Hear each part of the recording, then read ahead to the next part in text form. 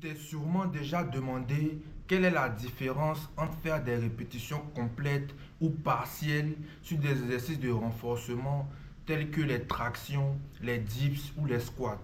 Si tel est le cas, regarde cette vidéo jusqu'à la fin car je vais répondre à ces différentes questions que tu te poses. Ne prêtez pas attention à mes contours, je n'ai pas eu le temps de les faire, mais ce n'est pas le plus important. Le plus important, c'est la connaissance que je vais te donner dès à présent.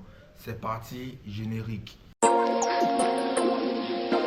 Next caller, me.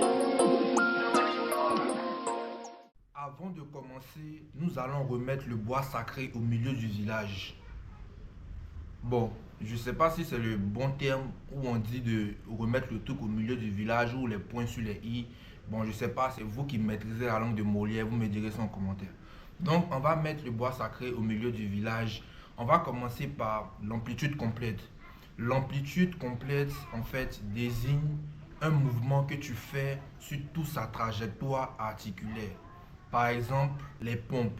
Quand tu fais une pompe, normalement tes pecs sont censés toucher le sol lors de la phase concentrique et lors de la phase excentrique. Lorsque tu remontes pour tendre les bras, tu dois tendre tes bras complètement. L'amplitude partielle, quant à elle, désigne en fait un arrêt volontaire lors du mouvement sans forcément le compléter. Elle peut être volontaire comme elle peut être inconsciente, par manque de mobilité, par peur de, par exemple, se blesser à l'articulation, que ce soit le coude ou les genoux, par exemple, au squat. Mais l'amplitude est limitée. Nous allons maintenant passer au point le plus important, qui sont les avantages des différentes amplitudes. D'abord, l'amplitude complète, qui est pour moi la meilleure amplitude, car elle va vous permettre de travailler le muscle en profondeur en activant tous les fibres musculaires. Surtout sur des exercices polyarticulaires comme les tractions ou les dips et même les squats. Faire une amplitude complète va te permettre de recruter un maximum de fibres musculaires, va te permettre d'augmenter ta mobilité et surtout va te permettre de renforcer tes articulations. J'ai remarqué que beaucoup de personnes ont tendance à avoir peur de faire des tractions ou des dips complets, c'est-à-dire avec une trajectoire sur toute la ligne articulaire, parce qu'ils se disent que lorsque tu vas faire par exemple une traction où tu tends jusqu'au bout, tu vas risquer de te blesser au niveau des coudes ou tu vas risquer de te déboîter quelque chose. Et ce n'est pas bon, car si tu ne renforces pas maintenant ces articulations-là, eh bien, ce n'est pas maintenant que tu vas te blesser, mais c'est par la suite, au fur et à mesure que tu vas augmenter les charges ou sur un mouvement où tu vas être déséquilibré, où tu vas perdre en efficacité de mouvement, que là, la blessure va arriver. Donc, autant en fait faire une amplitude complète pour te permettre de renforcer tes articulations et par la suite d'éviter la honte de porter des coudières ou des genouillères ou des ceintures, tu vois. Pour t'éviter cette honte-là, mieux vaut travailler en amplitude complète pour dès à présent en fait renforcer tes articulations et te permettre de cibler et de toucher un maximum de fibres musculaires. L'amplitude complète sera toujours meilleure que l'amplitude partielle, peu importe ce que les gens diront ou peu importe comment tu t'entraînes, surtout dans un cas d'hypertrophie, aura plus de chances de te faire prendre de la masse qu'un exercice fait avec une amplitude partielle. D'accord? Et en général, à contrario, l'amplitude partielle, justement, c'est pour des personnes qui se disent que elles ont peur de faire l'amplitude complète. Donc, elles utilisent l'amplitude partielle pour éviter de mettre un stress trop important sur les articulations, que ce soit le coude, les poignets ou autres. C'est pour ça, généralement, même, tu vas voir souvent dans les sports de force ou le street lifting ou peu importe le truc en musculation, en tout cas, strongman, haltérophilie.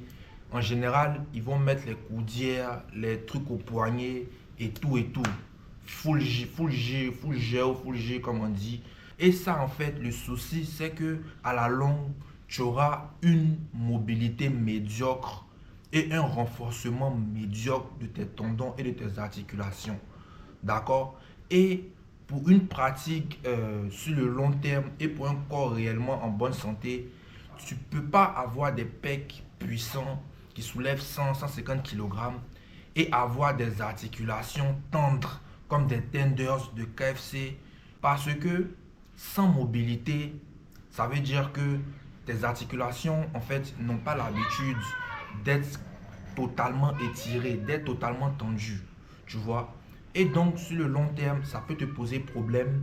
Sur le long terme, ça peut faire que le jour où tu ne vas pas utiliser des coudières ou des trucs pour les poignets, tu risques de te blesser.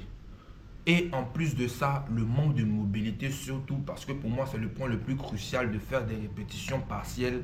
C'est ça même qui sera le plus affligeant, car sur le long terme, tu vas voir que tu vas stagner ou en fait sans équipement, tu ne pourras pas passer un cap au-dessus. Tu vois, et c'est en général comme ça que les gens deviennent dépendants.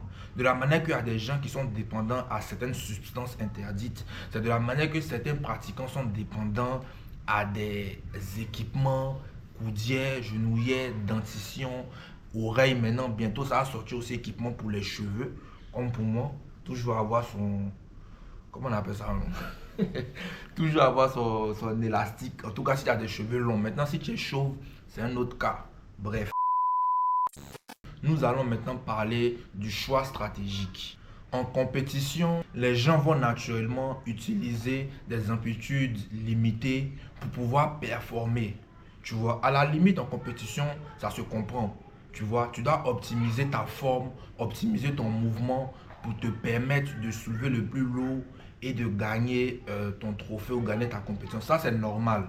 Mais dans le but d'un entraînement pour une personne lambda, une personne normale qui ne fait pas spécialement des compétitions, comme moi par exemple, utiliser une amplitude complète va te permettre de progresser réellement. Surtout que les compétitions, etc., c'est dans le but de 1 RM, répétition max. C'est-à-dire, c'est sur une répétition, on veut voir ta force absolue. Tu vois? Donc, le cadre, déjà, c'est pas le même. Dans le cadre d'une pratique où c'est quotidien, tous les jours, tu viens sans spécialement chercher à taper ton 1 RM tout le temps, eh bien, ça serait mieux pour toi d'utiliser une option d'amplitude complète pour te permettre de réellement gagner en force, gagner en muscle, gagner en mobilité articulaire, d'accord, tout en réduisant le risque de blessure lié à une faiblesse au niveau des articulations. Tu vois, maintenant, après, il y a des bodybuilders où il y a des personnes qui font exprès d'utiliser, par exemple, une amplitude limitée, ou lorsque tu es en réathlétisation, ou tu reviens de blessure, tu vois, tu peux utiliser une amplitude partielle pour te permettre de travailler un segment musculaire en particulier ou précis.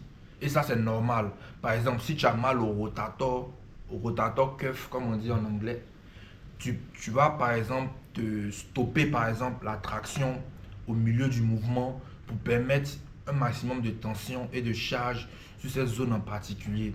Et ça, c'est normal, tu peux le faire. Mais ça ne doit pas être en fait sur tous tes entraînements dans la semaine que tu vas faire des répétitions partielles. Voilà pourquoi certains disent le rep et le no-rep. Ça ne concerne pas simplement la qualité du mouvement, mais il y a aussi l'amplitude, tu vois. Et souvent aussi, quand tu fais des exercices en vitesse, d'accord, comme faire le maximum de traction, mais le maximum de dips, en par exemple 30 secondes ou 1 minute, ça arrive de faire des répétitions incomplètes, des no-reps ou des répétitions partielles. Mais ça n'est pas la question, ça n'est pas le point que l'on veut chercher.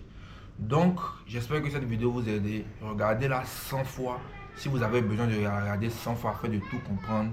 Et j'espère que maintenant vous allez utiliser des amplitudes complètes dans vos entraînements pour vous permettre de progresser plus rapidement. C'était le Divi. J'espère que cette vidéo vous a aidé les gars. À la prochaine.